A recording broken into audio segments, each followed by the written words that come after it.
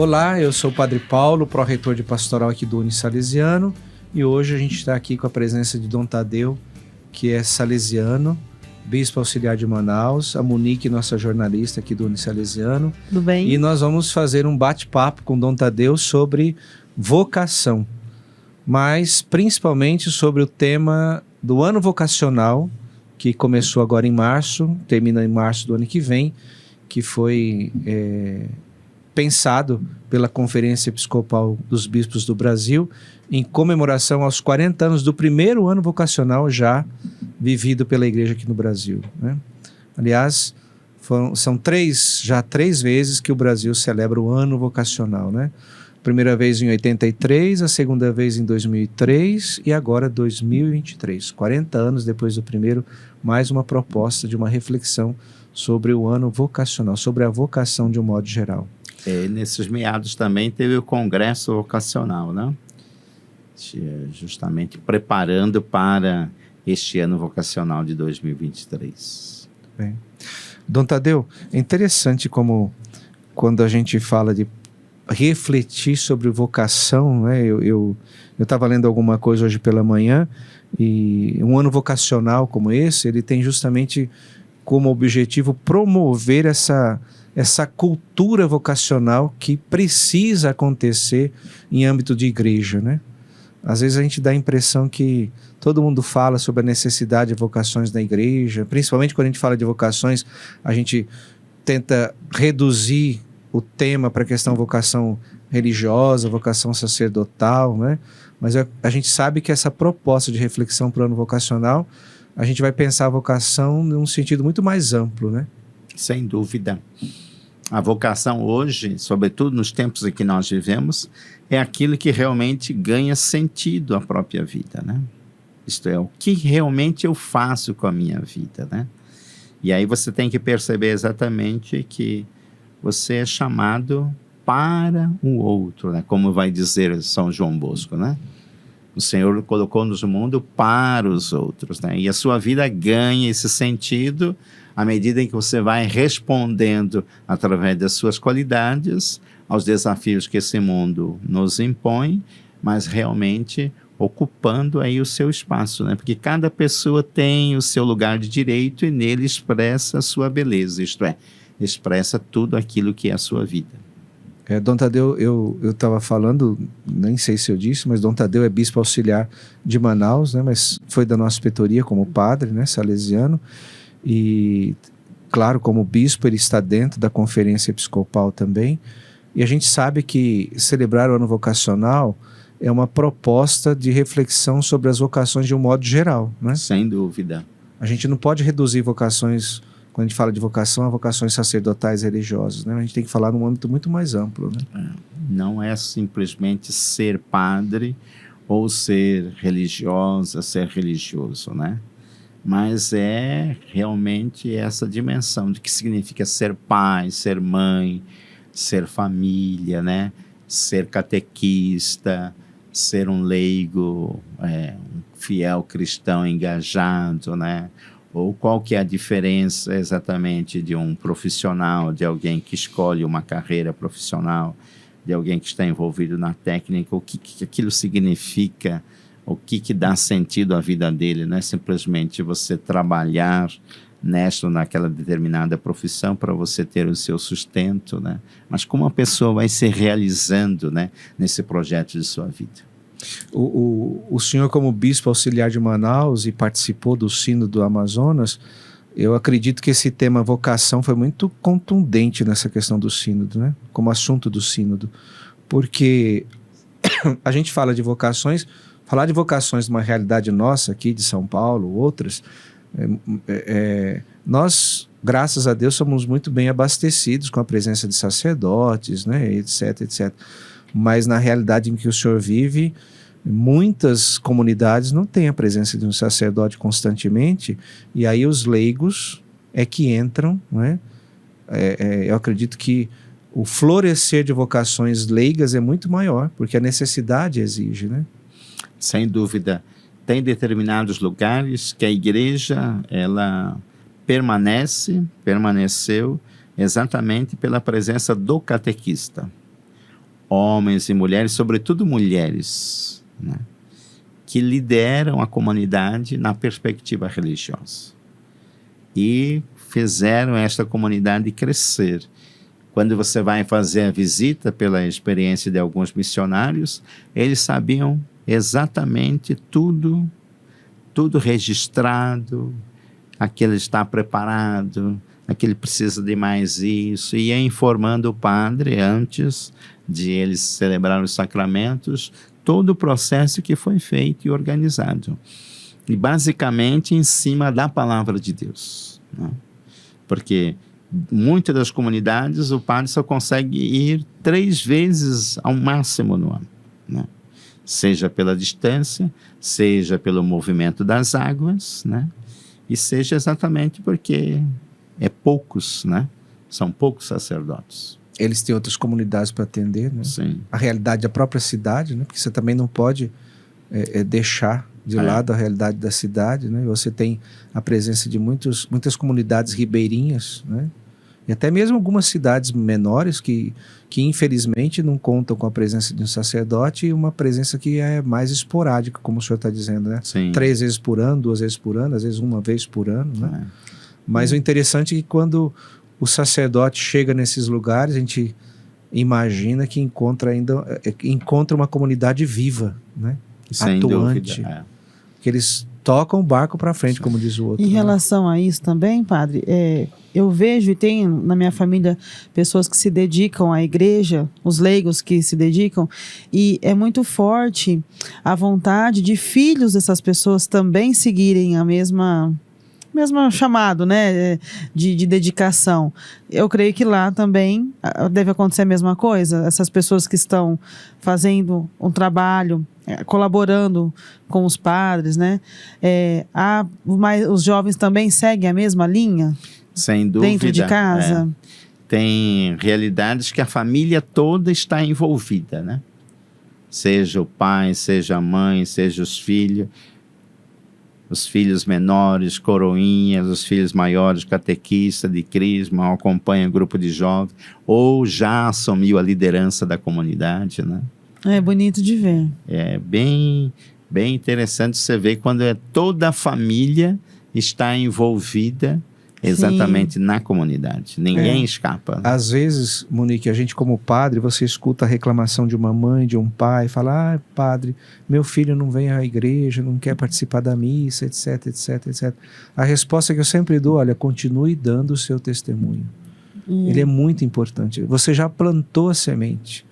Algumas árvores demoram mais para nascer do que outras, mas em algum momento ela vai aflorar. Né? Se você continua dando o seu testemunho, ótimo. Você não precisa e não pode desanimar, né? Diante dessa dificuldade, porque você acha que você não está conseguindo evangelizar o seu filho, a sua filha, né? Seu marido, sua esposa, não se preocupe com isso.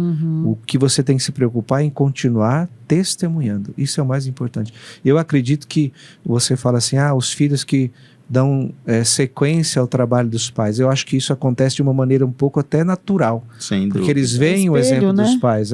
Sim. É questão do testemunho, né? Exatamente. Dom Tadeu, é interessante que o tema do ano vocacional desse ano é vocação, graça e missão. E o lema é justamente corações ardentes, pés a caminho. Né? Não deixa de transparecer aqui essa dimensão missionária da igreja, né? A gente às vezes esquece, Monique, que a igreja nasce já vocacionada, porque nós temos como vocação sermos o povo de Deus, né? É sempre uma vocação. Por que é uma vocação, não é, Dom Tadeu? Porque a vocação existe, como a gente disse ainda há pouco, uma resposta. É um chamado e uma resposta. Então, ser povo de Deus não é algo que acontece naturalmente, porque Deus não força nada para a gente, mas é algo que precisa de resposta. Deus chama e você responde, em todos os sentidos. Padre, a gente não tem que ter medo, né? Não, de jeito nenhum. Seguir. E é tão interessante como o chamado, ele se dá exatamente aquilo que marca o encontro com Jesus Cristo, que não é uma ideia, não é a doutrina, mas é uma pessoa concreta, né? Olha, e a fé. Isso, e aí daí nasce exatamente a fé. E seguir, a vocação é seguir Jesus Cristo, né? Seguir as pegadas de Jesus, né? Mas isso é exatamente da experiência, como dizia o Papa Bento XVI, né? Desse encontro que marca a sua vida com a pessoa de Jesus Cristo.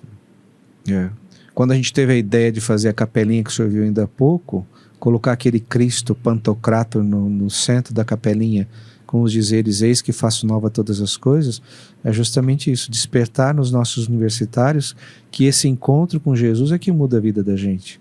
Mas não muda no sentido para você ficar, como eles às vezes têm um medo, um receio de ficar o beato da igreja. Não, muda no sentido, em todos os sentidos, né? Claro. Você adquire uma nova maneira de ver a realidade, de ver as coisas, de ver as pessoas, de ver os acontecimentos, né? É tão sugestivo, por exemplo, que ontem no Evangelho, né? Tão interessante a vocação de Mateus, né? Jesus que vê.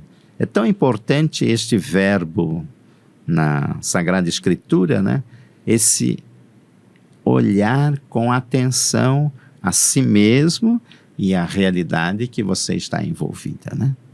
Lá, o Evangelho dizia, Jesus viu um homem chamado Mateus, isto é, Jesus que vê a humanidade. Então, ele se encontra conosco aonde quer que nós estejamos, né? Isto é, na nossa humanidade, naquilo que nós somos, na realidade humana concreta, né?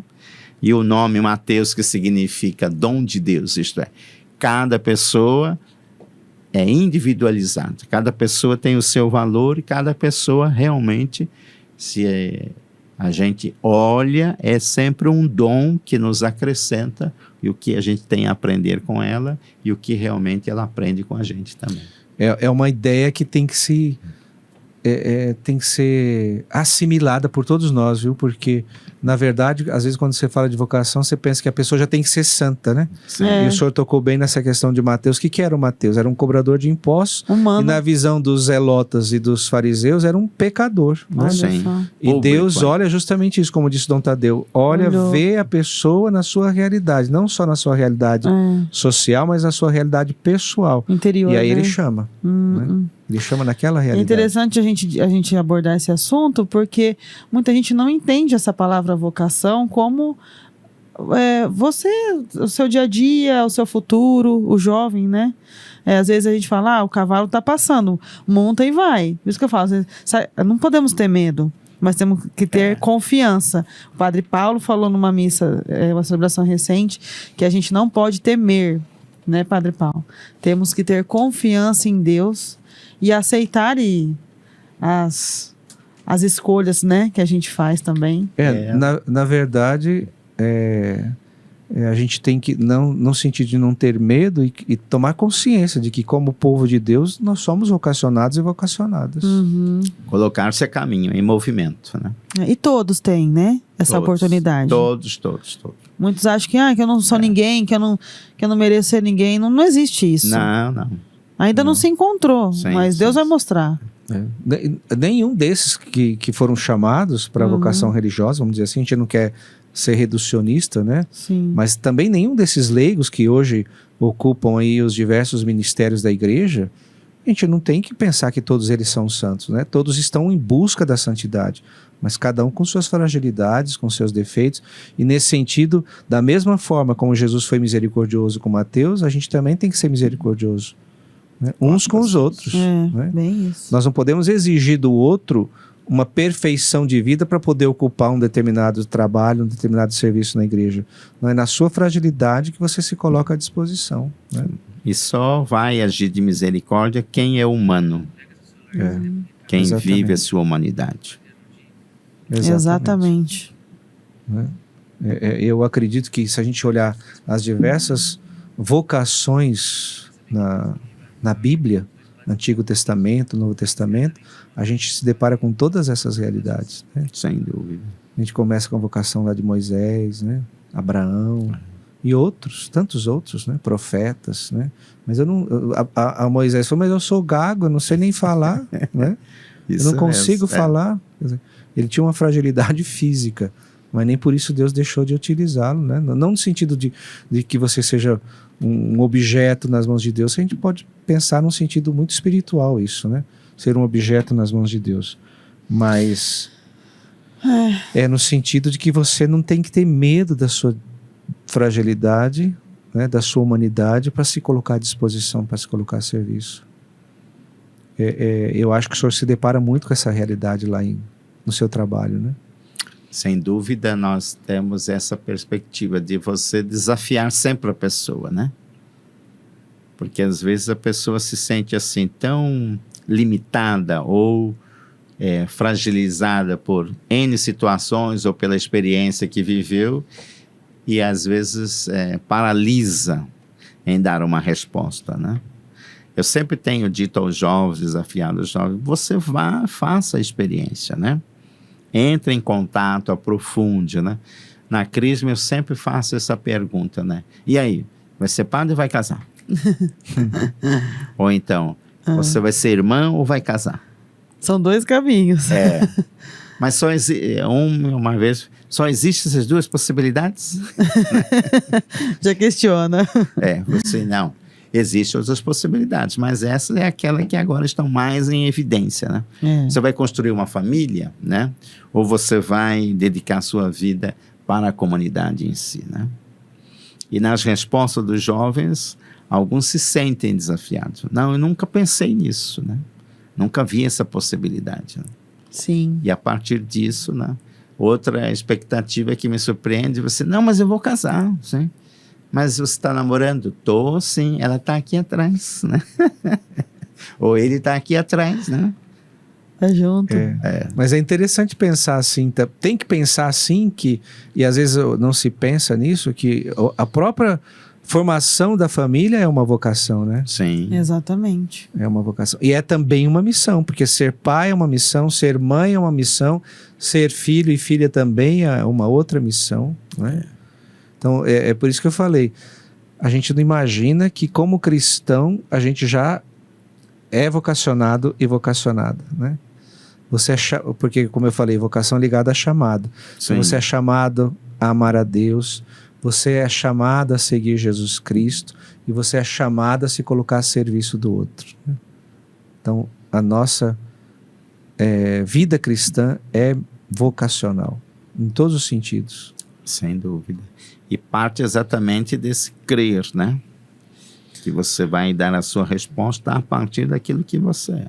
Porque Deus não fala, primeiro você seja assim para depois você responder. Não.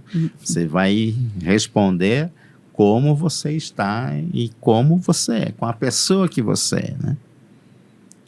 É aquilo que a gente diz, né? Às vezes você pensa na sua pequenez, vê a dimensão da vocação, né? O campo da sua vocação que você precisa trabalhar, ou pode trabalhar, e aí você fica com medo, né? Se Abraão tivesse tido medo, ele não teria deixado, como Deus pediu para ele, deixa a sua terra e vai para onde eu vou te enviar, né?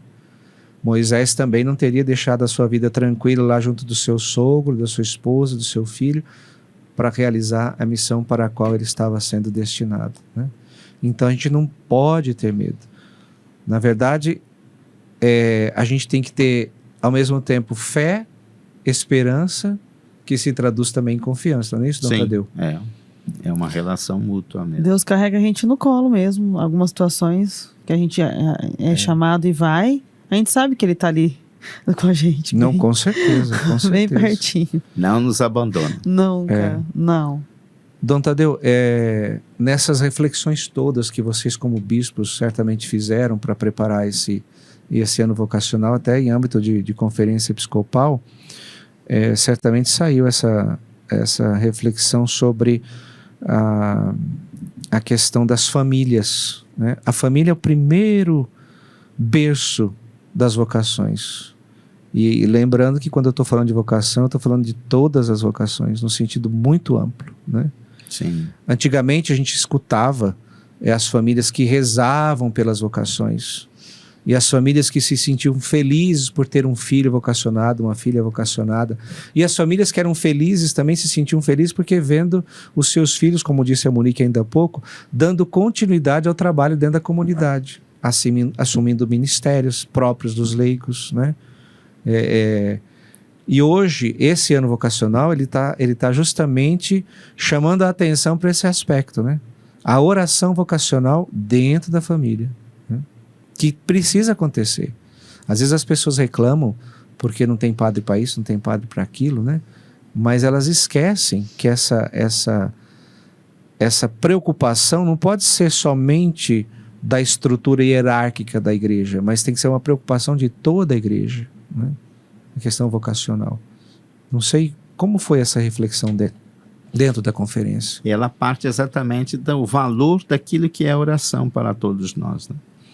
Esse diálogo constante com o sagrado, né? Com Deus, com Jesus Cristo, ou com a Virgem Maria, né? E a partir desse diálogo, as necessidades concretas, né? De Jesus já orai, né? De Jesus pedir, porque a messe é grande, os operários são poucos, né? E de fato essa experiência de uma família que reza para esta realidade vocacional, né? Por exemplo, uma das questões que dificilmente passa às vezes, né, pela experiência familiar. Eu sei que meu filho e minha filha estão se preparando para o matrimônio, né? Estão mais perto ali. O que realmente a família faz de ajudar, isto é, de pedir, de rezar para que realmente aquele matrimônio aconteça de uma maneira que realmente possa a realização daqueles dois jovens, né? O quanto nós estamos envolvidos também como comunidade eclesial para aquela vocação que está nascendo ali, né? Aquele encontro daqueles dois que viveram esse projeto de família, né? O quanto nós rezamos isso, né? O quanto nós colocamos e confiamos na mão de Deus para que realmente esta construção familiar, né?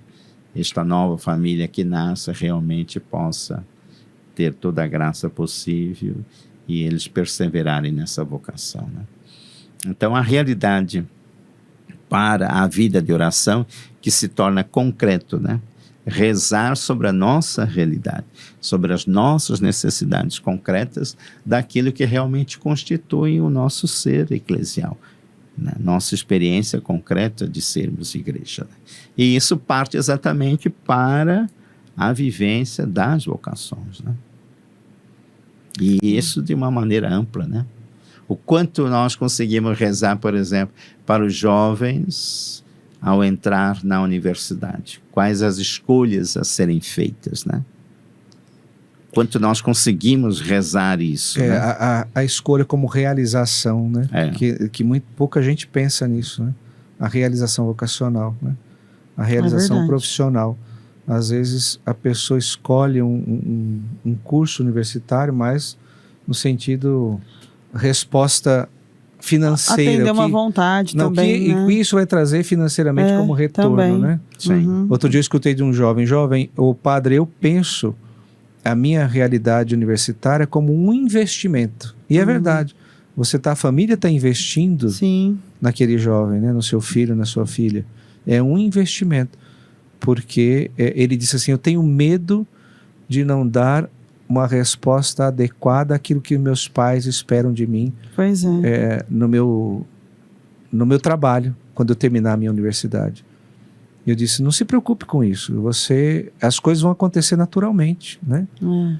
Você vai se realizar. Se você escolher uma coisa que você gosta, isso vem naturalmente. Essa realização vem naturalmente. E a única preocupação que eu acredito que seus pais tenham é que você esteja feliz e seja feliz, né? Também vocacionalmente falando, né? Eu acredito que os pais têm essa preocupação, né? Sim. Dom Tadeu, para a gente concluir um pouco esse tema, o senhor está lá em Manaus, né? Bispo auxiliar de Manaus desde 2017. Fala para a gente um pouco como é a realidade vocacional da Igreja de Manaus, no sentido assim, dos leigos, né? A gente falava ainda há pouco sobre essa escassez de sacerdotes e como os leigos respondem bem, né? Assumindo os diversos ministérios na comunidade. Mas eu queria saber também como é a realidade presbiteral da arquidiocese. O clero é formado mais por padres ali de Manaus mesmo, ou se o clero é mais formado por padres religiosos, congregações religiosas? Como é essa realidade toda? Hoje em Manaus, estamos quase chegando a um determinado, vamos dizer assim, equiparando, né, de sacerdotes religiosos e sacerdotes diocesanos. Mas a maioria, nesse tempo todo, tem sido os padres religiosos, isto é, padres de congregações, né? E uma grande quantidade também de congregações femininas, de religiosas. Inúmeras irmãs. Pra você ter ideia, eu nunca tinha encontrado numa diocese toda a família franciscana. Todos os ramos da espiritualidade franciscana estão aí. Seja masculina, seja feminina, né? Inclusive o arcebispo também é franciscano, né? Uhum. E hoje no nosso seminário é regional, atinge as 9 igrejas, né? Quando eu falo as 9 igrejas, são as 9 dioceses, né? A arquidiocese e depois as 8 dioceses, né? Entre as dioceses tem 2 que são Prelazi, Itacoatiara e Tefé, e há um número de 53 seminaristas, né? Também as vocações indígenas estão juntas aí, né? Mas precisa mais daquilo que foi o grande apelo no Sínodo para a Amazônia, as vocações autóctones, isto é, vocações nascidas aí, né? Gente que nasceu, que conhece essa realidade. Hoje, falando da nossa arquidiocese, nós temos 59 padres diocesanos. É muito pouco, né? Para uma realidade que tem 100 comunidades, isto é, 100 paróquias, 100 áreas missionárias, né? Porque tem determinadas realidades que precisaria estar 2 ou 3 padres atendendo, né? Porque um pode ficar na sede, outro pode ir tranquilo, porque não basta você ir, só rezar a missa, fazer a celebração e ir embora, né? Existe essa necessidade de que o padre fique naquela comunidade, né? Permaneça um tempo a mais, né? Possa conversar com as pessoas. Visitar as famílias, né? Por isso, possa conhecer bem as famílias através das visitas. Isso demanda tempo, né? Criar uma ligação, isso, né? um vínculo maior, né? Não, o padre vem, celebra e vai embora rapidinho, né? Então, isso demanda exatamente a presença, né? É aí que dá uma dimensão também do que significa a esta vocação do sacerdote. Presente, né? Estar ali, fazer a refeição com eles, né? Participar daquela realidade, né? Isso é muito importante. E nós temos também a colaboração da igreja no Brasil, chamado assim, parceria das igrejas irmãs. Sacerdotes que vêm, diocesanos que vêm de outras dioceses e prestam um determinado tempo de serviço na arquidiocese. Isso é muito presente em toda a região amazônica, né? Todas as igrejas sempre têm essa experiência. E também aqueles que vêm, sacerdotes diocesanos, das igrejas de fora, isto é, da Europa, da Polônia, da Itália, da Espanha, né? Que são os missionários, né? Isso, assim chamados, padres missionários. Muito bem. Os missionários para uma realidade missionária. Quem sabe que o Amazonas tem essa dimensão assim tão, às vezes até infinita, a gente pode pensar assim, né? Se a gente for pensar nas diversas realidades, o senhor falava de 100 paróquias, mas sem contar as comunidades pequenas, que somam quase 1000 comunidades pequenas. De fato, Imagina. Falar de 59 sacerdotes diocesanos, né? Num total com os religiosos, vai quanto? 100 sacerdotes? 120, 110. Então, para uma realidade onde existem 100 paróquias, né? Ainda há pouco o Dom Tadeu falava que a paróquia mais distante fica a 500 quilômetros da sede da Arquidiocese de Manaus. E você falar das outras comunidades ribeirinhas, né? 1000 comunidades ribeirinhas, 100, 120 sacerdotes, isso é nada. Nada. Nada. E é um campo de missão de muito interesse para quem está na Europa, por exemplo, né? Não Olha só, que- olha não que só para quem está na experiência. Europa, mas para quem Não, está aqui também no com Brasil. certeza, Né? sim. Para quem está aqui no Brasil. Em janeiro esse ano nós fizemos a experiência de um tempo de missão, né? Foram 25 dias, 2 seminaristas diocesanos do Brasil estiveram reunidos aí, né? A base foi Manaus, mas eles conseguiram ir até a diocese de Coari, que é uma cidade perto aí da gente, e na prelazia de Itacoatiara. Voltaram Isso.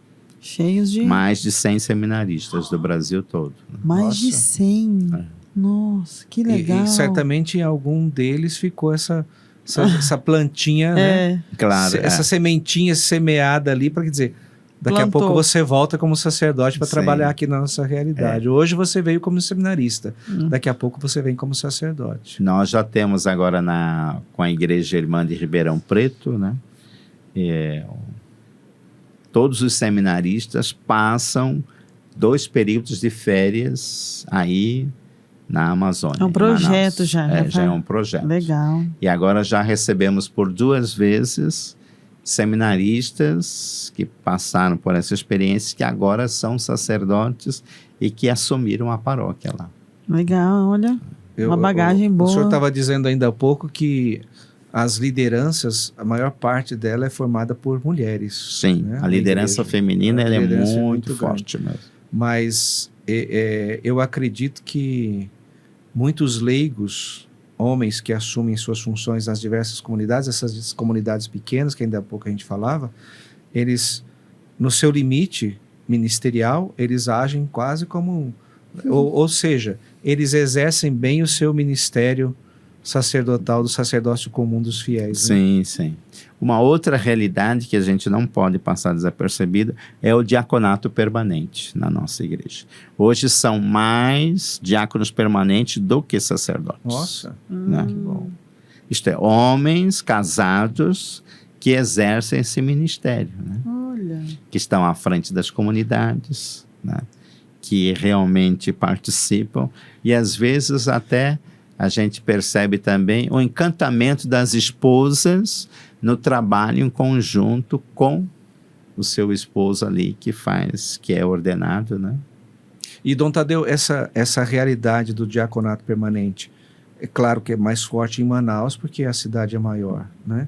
Mas nas outras comunidades também tem essa presença? Tem também. E esses diáconos permanentes, por exemplo, da cidade de Manaus, eles têm essa dimensão missionária? Eles saem dali para atender outras comunidades ribeirinhas? Sim, os mais novos, né? Porque tem alguns, porque tem também já o seu limite enquanto idade, né?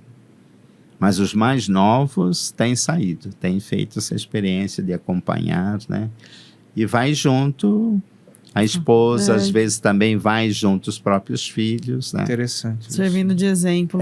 Tem a experiência de um que os filhos dele estão exatamente coligados com essa vocação paterna, né? Isto é, tem um que sabe a linguagem, né, do surdo-mudo, né, de Libras, né, e ele é catequista para esta realidade. Olha, que graça, Que bom, gente. que interessante. Todo mundo sabe, é o filho do diácono, né? Pela nossa conversa, Dom Tadeu, a gente vê que, independente do sínodo do Amazonas e tudo mais, e dessa realidade tão desafiadora, né, a igreja é bastante viva, Muito bastante verdade. atuante. Né? Isso encanta e deixa a gente feliz. Né? E eu vou dizer assim para o senhor que, da nossa parte, tenha certeza que nós vamos rezar pelas vocações. A gente falava há pouco da necessidade da oração e acredito que essa nossa conversa vai ser também um apelo às famílias aqui da nossa realidade Araçatuba, aqueles que nos assistirem, né? Vão gostar muito de... Que também eles, independente de um mês de agosto, mas em qualquer tempo, é importante que a gente reze pelas vocações. Como eu disse, vocações no sentido muito mais amplo, né? Não sermos reducionistas, mas no sentido muito mais amplo nós temos que rezar pelas vocações, né? É verdade. E que os leigos, como a gente falou ainda há pouco da vocação de Mateus, né? Que os leigos não tenham medo de assumir, de responder a um chamado vocacional, né? A igreja é a missão, né? E a gente não pode esquecer isso, né? Jesus, quando preparou os discípulos e depois enviou todos eles, enviou como missão, né? Como missionários. E todos nós temos que nos sentir missionários, onde quer que estejamos. Para ser missionário, a gente não precisa percorrer grandes distâncias, né? A gente tem que percorrer pouca coisa, né? Pequenas distâncias, né? Às vezes uma pequena distância física, ela se torna uma grande distância no sentido desafiador, né? Espiritual. Então a gente não tem que ter medo disso, não, né? Acima de tudo, como eu disse ainda há pouco, né? É a gente ter essa certeza, essa confiança, fé e esperança de que Deus nos dá os instrumentos necessários para a gente realizar a nossa vocação, né? Então, Tadeu, muito obrigado por essa nossa conversa. Eu agradeço imensamente Muito essa obrigada. oportunidade, né, de entrar em contato, né, com toda essa realidade da comunidade acadêmica, do Unisalesiano aqui de Araçatuba, mas sobretudo que também esta nossa conversa, esse bate-papo, ele atinge muito mais pessoas, né? Sim, porque com certeza. o alcance vai para além Além da comunidade. fronteiras, né? E o senhor falou de forma brilhante, assim, que todo mundo consegue absorver Que bom. conteúdo Nossa, bom. foi um bate-papo gostoso. Muito, né? podia ter sempre, né, E pai? aí fica o desafio, como eu disse, para quem nos assiste, quem vai nos Sim. assistir, de que você também é chamado a rezar pelas vocações da igreja, tá bom? Rezamos Obrigado, juntos. Tadeu. Né? Amém.